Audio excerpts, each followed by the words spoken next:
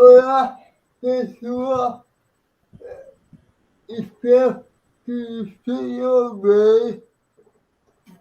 O, é, a seguir, vocês vão ver um vídeo sobre tipos de energia e a matéria de energia mecânica. Esse vídeo foi gravado pelo estagiário Rafael no ano de 2022. Espero que vocês aprendam de uma forma mais lúdica e o vídeo foi orientado por mim. Um abraço.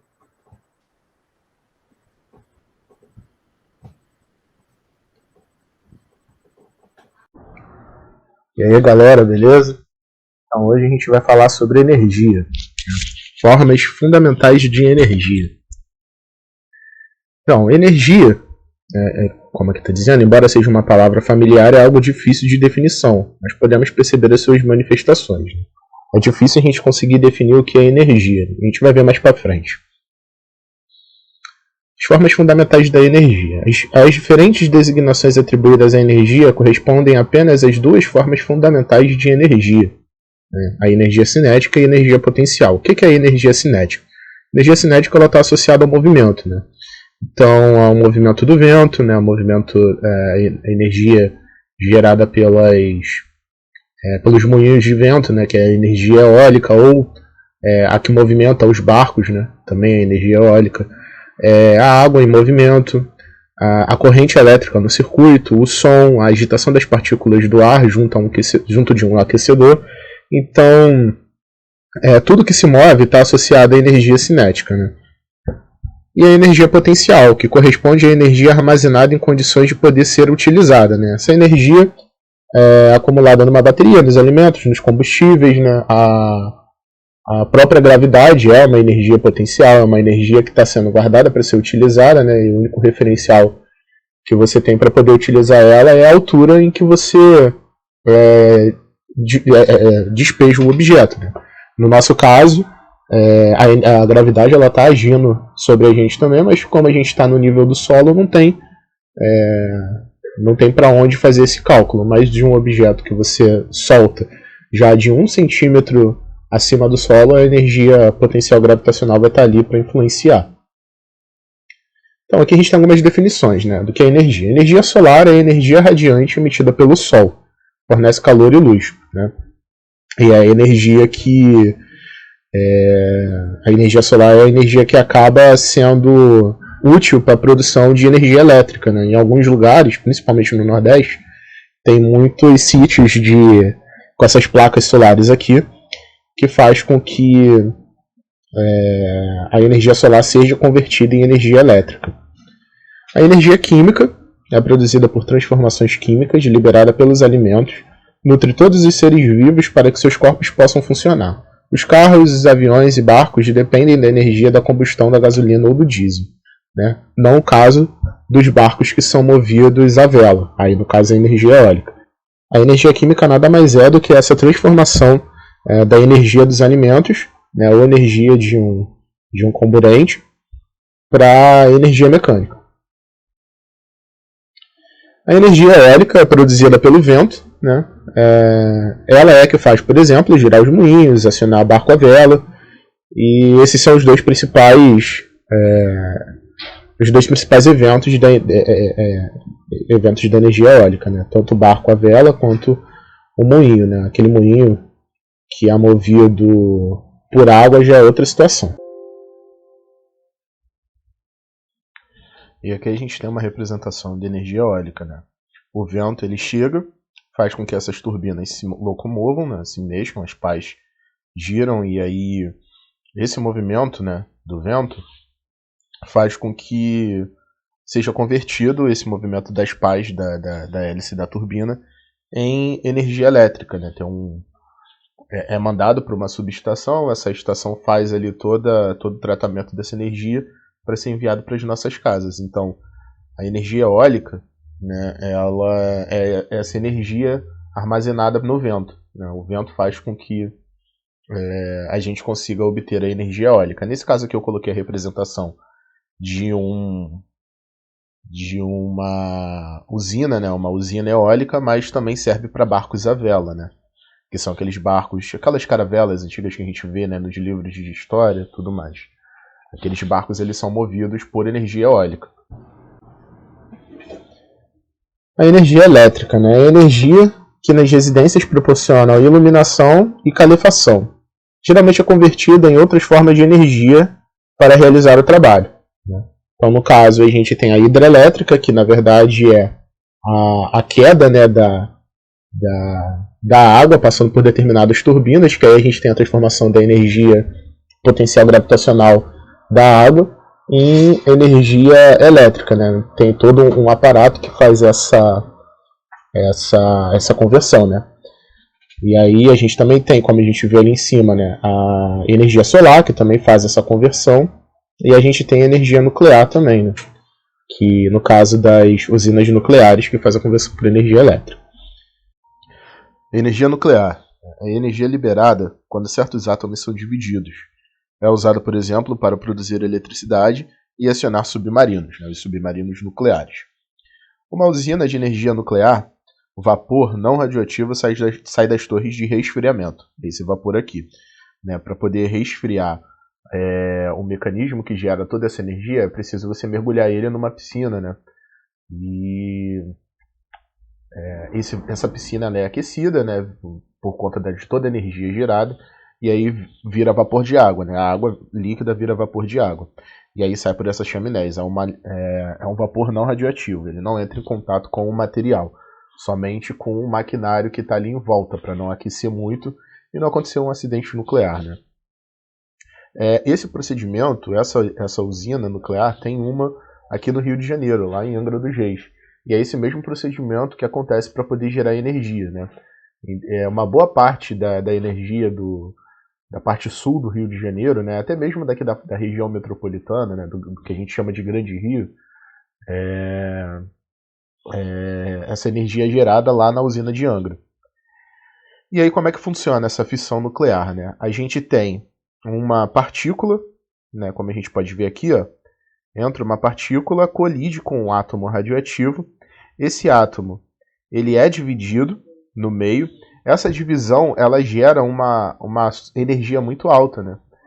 E essa energia que é aproveitada na usina nuclear para poder fazer com que a gente tenha a energia elétrica, né? Essa energia dessa divisão, dessa fissão dos átomos, ela é convertida numa subestação, é refinada, né? Ela é transformada em energia elétrica para que a gente possa utilizar.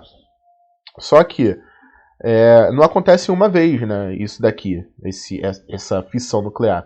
Acontece uma coisa que a gente chama de cadeia de fissão, né? Então uma partícula colide com um átomo, esse átomo, ó, dá para ver, ele libera mais partículas, essas outras partículas colidem em outros átomos que liberam mais partículas, e colide em outros átomos que vai liberando e assim vai virando uma reação em cadeia, né? Aqui a gente consegue ver, ó, uma partículazinha colidiu com esse átomo liberou mais duas partículas que colidiu com outros dois, esses dois átomos liberou 4 partículas que colidiu com outros 4 átomos e assim sucessivamente. E aí por isso que a gente tem uma quantidade de energia muito grande sendo gerada, até porque os átomos são muito pequenininhos, né? Então quando você pega uma pastilha daquelas que tem numa usina nuclear, né, numa turbina, é que eu esqueci o nome agora, mas dentro do maquinário lá que gera a energia, né, do reator, dentro do reator nuclear, você tem umas pastilhas e dentro dessas pastilhas tem uma quantidade quase infinita de átomos, né? Vamos botar assim, porque é uma quantidade muito grande. Não é infinita, porque a gente sabe que a pastilha ela tem um começo e tem um fim.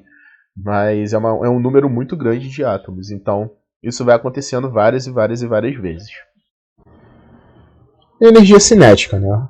O automóvel em movimento, a criança corre e a pedra a rolar tem energia cinética. Qualquer corpo em movimento possui energia cinética. Então, a gente pode definir que a energia cinética é a energia responsável por mover as coisas. Né?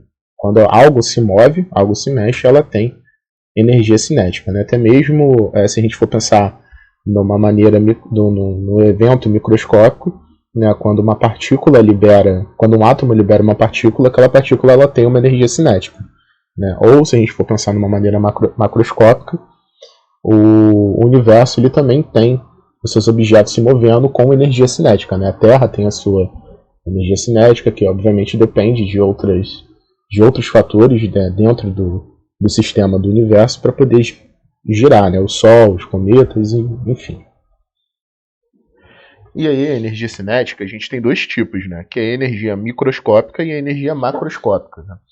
Na energia microscópica é quando acontece, energia cinética microscópica é quando ela acontece no mundo microscópico, né, no mundo subatômico, no nível atômico, né, ou em níveis microscópicos mesmo, que a gente não consegue enxergar a olho nu, mas que existem na natureza. Né? Aqui, por exemplo, a gente tem uma partícula de carga positiva indo de encontro com duas paredes, né? Pode ser de ímãs, eletroímãs, que seja, que também são positivas. E a gente sabe que cargas iguais elas se repelem. Aqui ele está sendo repelido. Né? E aí a gente tem a energia cinética sendo gerada. Nesse caso aqui tem uma potencial elétrica também, mas enfim, a gente não vai falar sobre ela agora. Mas a energia cinética, como vocês podem ver, quando ela repele, ela adquire uma energia cinética. E aí isso daqui acontece num nível microscópico. Né? Poderia ser também cargas negativas, como é o caso do elétron. Né? E ele também teria a mesma característica do fenômeno. Né? Isso daqui é basicamente o princípio dos aceleradores de partículas. Né? Você tem uma partícula com uma determinada carga, você tem vários ímãs com aquela carga também, e aí ele vai sendo acelerado. Isso daqui ganha uma super velocidade quando você começa a acelerar ele através dessa repulsão. E aqui também a gente tem o nível macroscópico, né, que é, no caso, a Terra girando em volta do Sol. Né, só uma das representações do nível macroscópico, mas eu poderia, por exemplo, ter colocado também uma pessoa correndo ou um carro andando numa pista, né, que também são referências macroscópicas da energia cinética, porque, como eu falei antes, ela depende desse referencial de velocidade. Energia potencial. O alpinista possui energia armazenada pelo fato de estar a ser atraído pela Terra. Essa energia que não está se manifestando, mas pode vir a se manifestar ao cair, designa-se por energia potencial gravitacional.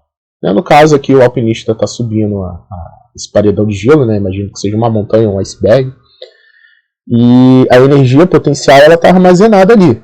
Ela está sendo utilizada, ela tá ali presente, só que ela não está se manifestando de maneira mais efusiva porque ele está pendurado, ele não está caindo. Se ele tivesse em queda livre, a gente conseguiria evidenciar a energia potencial gravitacional. Né? Essa energia que está sendo armazenada por esse corpo. O boneco dentro da caixa tem energia armazenada. Esta energia manifesta-se quando o boneco salta e designa-se por potencial elástica. Né? Geralmente, dentro dessas caixas, a gente tem uma bolinha. Né? Quando a gente comprime esse palhacinho, esse bonequinho, né? Aperta ele dentro da caixa, ele fica tensionado, e aí a próxima pessoa que abrir a caixa, o palhacinho, né, vai saltar para fora da caixa. Né? E essa energia que está armazenada na mola a gente chama de potencial elástico. A energia cinética ela depende do quê? Se duas pedras com a mesma massa forem atiradas contra uma parede com velocidades diferentes, qual provocará mais dano? Aí ali embaixo está escrito: a pedra que provocará maior estrago é a que possui a maior velocidade, porque tem maior energia cinética. Como a gente viu, a energia cinética a fórmula da energia cinética é mv² sobre 2. Então, a pedra que tiver a maior velocidade, já que elas têm a mesma massa, vai ser a que vai ter mais energia cinética, né? Já que a velocidade, a massa vezes a velocidade elevada ao quadrado, né? A velocidade elevada ao quadrado, tudo bem que está dividido por 2, mas a que tiver a maior velocidade, ela vai ter maior energia cinética, certo? Então, logo, a que tiver a maior massa vai fazer o maior estrago. E se duas pedras de massa diferente forem atiradas contra a parede com a mesma velocidade, qual provocará o maior estrago? Nesse caso, a que provocará o maior estrago vai ser a que tem a maior massa, né? Porque, apesar do referencial ser a velocidade, né, só existe energia cinética se tiver velocidade. As duas têm velocidade. Então, você vai adotar o referencial de quem tem a maior massa, nesse caso. Quem tem a maior massa vai causar mais estrago, né? Isso daí também é uma coisa muito lógica. A gente acaba vendo isso, né, em relação, por exemplo, a acidentes, né, batidas. Um caminhão, por exemplo, ele tem mais energia cinética. Mesmo que ele esteja na mesma velocidade que um Fusca, por exemplo, vamos supor que os dois a 40 km por hora. O caminhão, por ter a maior massa, ele vai causar o maior estrago. Beleza? Então, e a energia cinética, né? Podemos associar a energia ao movimento. Exemplo da energia cinética, né? Essa aqui é a fórmula da energia cinética. Massa vezes a velocidade ao quadrado sobre 2. Né? mv quadrado sobre 2. A energia potencial gravitacional depende do quê? Né? Se deixarmos uma pedra cair, em qual dos 3 níveis vai causar maior estrago? Do nível 1, do nível 2 ou do nível 3? Vamos supor que o nível 1 seja 1 metro, o nível 2 5 e o nível 3 10. Né? Ela tem, vamos supor que tem a mesma massa, mas qual delas vai causar o maior estrago? Né? A que vai causar o maior estrago é a pedra do nível 3, porque a altura é maior. Né? A de 10 metros vai causar maior estrago do que a de 5 metros do que a de 1 metro. A de 5 metros vai causar mais estrago que a de 1. Justamente pelo fato de que o que vai variar é a altura. Né? Nesse caso aqui, da potencial gravitacional. Né? Se a altura variar, ou se a massa variar, o que vai causar mais estrago vai ser aquela que tiver o referencial maior. Né? No caso aqui é de 10 metros, né? Supondo que elas tenham a mesma massa. Justamente pelo fato de que ela vai carregar mais energia armazenada nela. Né? Se deixarmos cair duas pedras de massas diferentes, mas da mesma altura, qual vai causar o maior estrago? A pedra de maior massa produz mais estrago, justamente pelo fato de que ela tem mais energia potencial guardada nela. Né? Quando a gente fizer a multiplicação da massa vezes a gravidade, né? A gente arredonda para 10 metros por segundo, a gente vai ver que a pedra com maior massa vai causar o maior estrago porque ela tem mais energia armazenada dentro dela. Energia potencial gravitacional. Um corpo pode estar em repouso e possuir energia apenas devido à posição que ele ocupa. E aqui é o cálculo, é a fórmula, né, da energia potencial. A energia potencial é igual a massa vezes gravidade vezes altura. Né? M é a massa, G é a aceleração da gravidade e H é a altura. Então aqui tem um PS, né, um pós-script. A energia potencial gravitacional depende do nível de referência a partir do qual é medida a altura. Né? Então, dependendo da altura, você tem essa referência, tem essa variação. Né? Então, o referencial da energia potencial gravitacional é a altura. E a potencial elástica? Né? A gente tem a potencial elástica referente às molas, né? Todos os objetos que são elásticos. Né? A gente usa a mola como referência porque é mais fácil da gente enxergar. Né?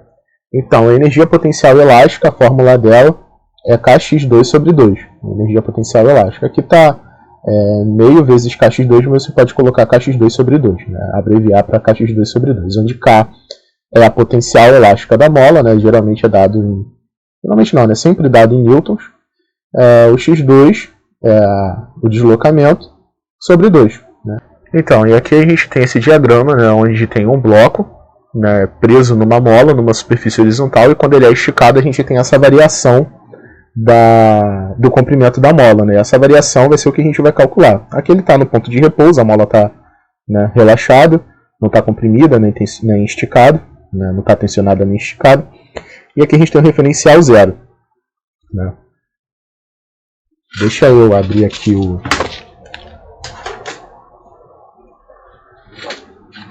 a mesa para explicar melhor. Então, aqui a gente tem esse diagrama, né, mostrando a energia potencial elástica, para que ela é utilizada, né? Nesse caso aqui a gente tem um bloco, né, com uma massa X num plano horizontal com a mola em repouso, não está sendo tensionada nem esticada. Nesse caso aqui, ela está esticada, né? Em um outro caso, que eu desenhei aqui para a gente ver, é ela tensionada, né? Para esse caso aqui de cima, né, no caso 0, ela está em repouso, x é igual a 0. Né? A fórmula dela é kx2 sobre 2. Esse delta aqui, né, essa variação de energia, que é o que a gente quer descobrir. Né? Então, nesse caso aqui, a gente vai calcular esse delta, nesse caso aqui esse delta. O que acontece? Né, aqui está dizendo, a energia potencial elástica nunca pode ser negativa, mas aí a gente se pergunta, por quê? Se nesse caso aqui o referencial é 0, para cá ela vai estar negativa, certo? Certo. Né, ela vai contrair, vai ser centímetros ou metros, enfim, vai ser negativo. Só que veja bem, ele está elevado a 2. Quando ele está elevado a 2, quando você calcula um negativo vezes um negativo, ele passa a ser positivo. Então a energia potencial elástica ela não pode ser negativa justamente por esse 2 aqui, justamente por essa potência.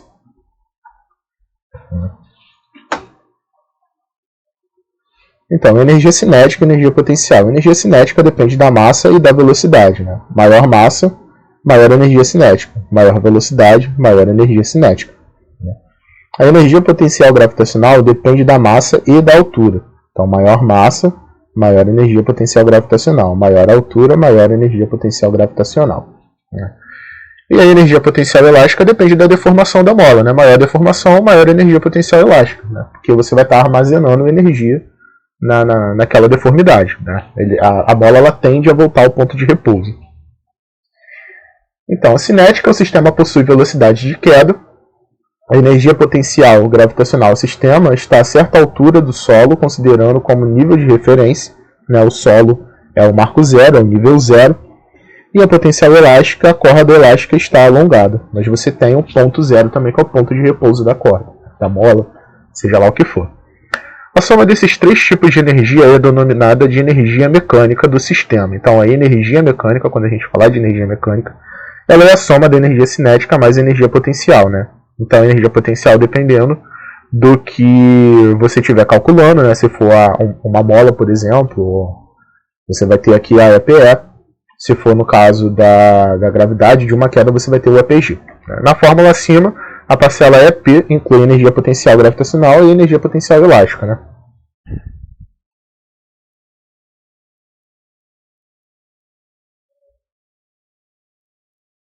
Aqui a gente tem um GIF mostrando, né, representando essa energia mecânica. Né? Nesse aqui de baixo, a gente tem vários morrinhos, né? E uma parte de cima que tem uma energia potencial gravitacional armazenada. Quando ele começa a descer, essa energia potencial começa a se transformar em energia cinética e você tem essas conservações, né? Supondo que aqui não tem atrito, a gente consegue ver que tem porque ele vai perdendo velocidade, né, conforme vai e volta, mas ele faz essa transformação, né, da energia cinética para a energia potencial. Depois, quando chega no final, começa a subir, ele começa a transformar novamente a cinética em potencial. Chega lá em cima, ele volta a transformar a potencial em cinética e assim vai indo. Então a gente tem a soma dessas energias para poder definir a energia mecânica. Aqui em cima também acontece isso, mas bem poucas vezes. Né? Aqui em cima você tem a transformação da energia potencial em energia cinética. Depois ele mantém a cinética por um bom tempo e depois novamente transforma a cinética em potencial. Mas aí é só uma vez, né, que isso acontece. Aqui são várias vezes. E aí agora a gente vai entrar aqui no FET para a gente conseguir ver isso de uma forma mais fácil, né, com mais referenciais. Aqui a gente tem uma skatista, né, numa rampa. Essa rampa, ó, como vocês podem ver, não tem atrito. E a gravidade está aqui, se eu não me engano, é a gravidade da Terra. É o referencial de gravidade da Terra. Então eu vou colocar ela lá no topo. Ó, quando eu coloco ela no topo, vocês reparem nesse gráfico aqui, que a energia potencial vai lá em cima. Isso significa o quê? Que ela está com muita energia potencial armazenada. Se eu colocar lá mais para cima, ó, ela fica com muita energia potencial armazenada. Tá vendo? Aí acabou a bonequinha. Voltando ela daqui, ó. Se eu soltar ela lá de cima, ela tem muita energia potencial armazenada. Beleza? Mas eu vou colocar ela daqui pra gente ver. Olha lá, tá vendo? A energia potencial tá cheia e a energia total tá cheia, que seria, no caso, toda a energia desse sistema, né? Quando eu soltar ela daqui, vocês vão ver quando ela chegar aqui no referencial mais baixo, a energia potencial vai estar zero. Porque esse referencial zero aqui de altura não serve nada para energia potencial, né? Como a gente viu anteriormente. Para a energia potencial acontecer, para ela ser armazenada, você precisa ter o referencial da altura. Então vamos colocar ela aqui em cima. Porém, quando ela chegar lá embaixo, vocês vão ver que a cinética vai estar muito alta. Justamente por conta dessa transformação de energia. Ó. Vou botar no lento para a gente conseguir ver melhor. Ó. Quando chega no final, toda a energia potencial se transformou em energia cinética. Quando chega lá no topo, toda a energia cinética se transformou em potencial. Tá vendo? E, consequentemente, essas energias, quando uma está no mínimo e a outra está no máximo, ela representa exatamente a energia total. Se eu parar aqui, ó, você somar essas duas energias, você vai ver que a soma dessas duas energias aqui, tanto a cinética quanto a potencial, vai dar a energia total. Então, isso daqui é a referência da energia mecânica. E como vocês podem ver também, quando ela desce, ela ganha velocidade. Né? Conforme ela vai descendo, chegando no final, ela está com a velocidade máxima. Quando ela chega no topo, não tem velocidade, porque justamente a velocidade ela é um referencial da energia cinética. Quando não tem energia cinética, não tem velocidade. Ó. Tá, parei aqui, ela está com 0,7 porque não está zeradinha aqui. É difícil parar certinho no zero. Tá vendo? Mas quando ela está sem energia cinética, ela não tem velocidade. E aí é quando ela está com toda a energia potencial armazenada dentro dela. Vamos colocar um pouquinho de atrito para a gente ver. Vocês vão ver que a energia térmica vai começar a subir, que é o calor desprendido, é a energia dissipada. E aí ela vai começar a perder velocidade, vai começar a perder altura, vai começar a ficar mais baixa. Ao ponto de que a energia térmica, em algum momento, ela vai se equiparar à energia total. Tá vendo como ela já está parando? Já não consegue chegar naqueles 10 metros por segundo. E a mesma coisa de antes, a energia dissipada, né, o atrito nesse caso, somando com a energia cinética e a potencial, vai dar a energia total. Beleza? Isso daqui é só para a gente ver como que essas energias, como que essas forças, a energia potencial, a energia potencial, a energia cinética e o atrito, eles agem em cima desse conjunto de energias, né, em cima da energia mecânica. E aqui a gente tem algumas atividadezinhas, né? A figura mostra o perfil de uma montanha-russa de um parque de diversões. O carrinho é levado até o ponto mais alto por uma esteira atingindo o ponto A com velocidade que pode ser considerada nula. A partir desse ponto inicia-se o movimento. E ao passar pelo ponto B, sua velocidade é de 10 metros por segundo. Considerando a massa do conjunto carrinho mais passageiros, como 400 kg, e a gravidade como 10 metros por segundo ao quadrado, qual o módulo da energia mecânica dissipada pelo sistema? Então a gente tem energia dissipada, né? Então a gente já sabe que tem que subtrair uma energia pela outra. A gente tem energia potencial e energia cinética nesse caso. Então vamos lá fazer, vamos para a mesa. Então a gente tem a energia potencial gravitacional e a gente tem a energia cinética. A gente tem o ponto A e o ponto B também, né? Então a gente tem a energia potencial do ponto A e B e energia cinética também. A gente começa calculando a energia potencial gravitacional, né, que é mgh, massa vezes gravidade vezes altura. E energia cinética, mv2 sobre 2. Então, do ponto A, 400 vezes 10 vezes 24 dá 96 mil. Esse é o ponto A. O ponto B vai ser 400 vezes 10 vezes 4, que dá 16 mil. E aí a energia cinética do carrinho, isso aqui é a potencial gravitacional. Tá? E a energia cinética do carrinho no ponto B, que no ponto A não tem, no ponto B a gente tem 400 vezes 10 a 2 sobre 2. 400 vezes 10 a 2 sobre 2. Vamos ver. 400 vezes 10 elevado a 2 dividido por 2. 20 mil.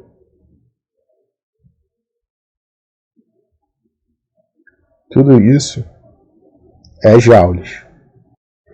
Então, no ponto B, a gente tem a soma das energias, né? Da energia cinética com a energia potencial. Então, tem 20 mais 16 vai dar 36 mil joules, certo? Mas a gente quer energia dissipada. Então, a gente pega os 96 mil da energia potencial gravitacional e a gente diminui do ponto B. Né? Ali é o ponto A, aqui é o ponto B. A gente subtrai. A gente pega e subtrai. Menos 36. 60 mil joules. Foi a energia perdida.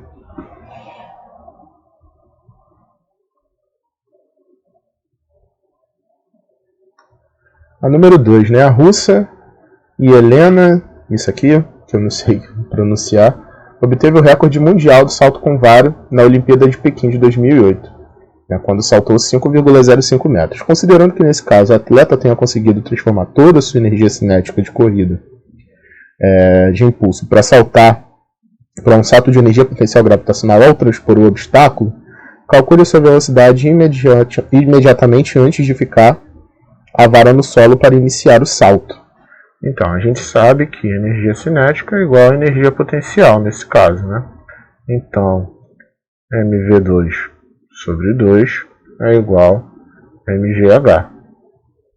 Né? A gente corta m com m, e aí vai ficar v2 sobre 2 igual a 10 vezes 5,05. Então, a gente fazendo esse cálculo, fica V2 igual 5,05 vezes 10 vai dar 50,5 vezes 2. Né? Esse 2 daqui passa para cá multiplicando. Vezes 2. A gente multiplicando isso daqui, 50,5 vezes 2, 101. Então, V2 igual a 101. A gente vai passar essa potência para cá como raiz. Então, vai ficar V igual a raiz de 101. Raiz de 101 é 10. V igual a 10 metros por segundo. Então, número 3. Um carrinho de brinquedo com massa de 1 kg é comprimido contra uma mola e a seguir é abandonado no ponto A. A mola faz com que o carrinho se movimente ao longo de um trilho sem atrito, conseguindo atingir o ponto B do trilho, onde chega com velocidade nula. Sabendo que a constante elástica da mola é de 2.000 newtons e a gravidade 10 metros por segundo ao quadrado, determine a deformação que o carrinho produz. Então, o que acontece? Aqui não está sendo representado, mas do ponto A ao ponto B é uma rampa. Né? É como se o carrinho estivesse aqui. Fosse uma subida. Então, o carrinho está aqui. A mola está aqui atrás dele. Aqui é o ponto A e aqui é o ponto B. Certo? Então, a gente tem essa altura aqui. Por isso que ele deu a gravidade, né? A massa do carrinho é de 1 kg. A altura de 1 metro. E 2.000 newtons por metro, que é a constante da mola. Então aqui a gente já sabe que as energias envolvidas é a potencial elástica, e potencial gravitacional, né? Também, calma aí, deixa eu botar uma barra. Energia potencial gravitacional, né? Então a gente quer descobrir o x, né? Então vamos fazer esses cálculos. A gente tem que a energia potencial elástica, a fórmula dela é kx2 sobre 2. Então vamos transformar isso aqui. Vamos transferir os valores. Vai ficar 2.000 vezes x2, que é o que a gente quer descobrir, sobre 2. Né? 2.000 dividido por 2 vai dar 1.000, mas vamos fazer aqui só para... Então aqui é 1.000 x2. Né? A gente não sabe o que é x, a gente vai descobrir. E a potencial elástica é mgh. Então, a gente transformando, a gente tem 1 vezes 10 vezes 1. 1 vezes 10, 10 vezes 1, 10. Né? Então, a gente tem 10 joules aqui. Então, a gente vai pegar agora a energia potencial elástica é igual à energia potencial gravitacional. Então, 1.000 x2 é igual a 10. E a gente vai pegar e passar esse x2, vai isolar esse x2. Então, x2 é igual a 10 sobre 1.000. Vamos jogar o expoente para cá. Vai ficar x igual a raiz de 10 sobre 1.000. Vamos ver. Então, 10 dividido por 1.000. As parênteses, joga na raiz. Então, x igual a 0,1 metro. Essa é a deformação da mola. Então, número 4 é: um objeto partindo do repouso cai em queda livre atingindo o solo com velocidade de 72 km por hora. Podemos deduzir que a altura da queda do objeto foi d. Tem essas opções aqui. Né? Então, vamos ver. Então, a gente tem essa fórmula aqui. V2 igual a V inicial sobre 2. Velocidade inicial sobre 2. Mais 2gh. Como a gente não tem velocidade inicial, a gente pode cortar. Então vai ficar V2 igual a 2gh. 2 vezes gh, para a gente descobrir a altura. A gente tem 72 metros, 72 km por hora, desculpa, 72 km por hora, que é igual, vamos ver, deixa eu tirar isso aqui, 72 dividido por 3,6, 20 metros por segundo.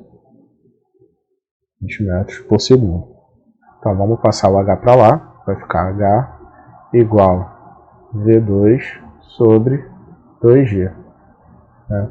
Só a gente fazer agora a conversão dos valores. Né? Então h é igual a 20 sobre 2 igual sobre 2 vezes 10. Né? Então, h é igual a 20 vezes 20, 400 sobre 20. Né? 2 vezes 10, 20. Então, 400 dividido por 20, a altura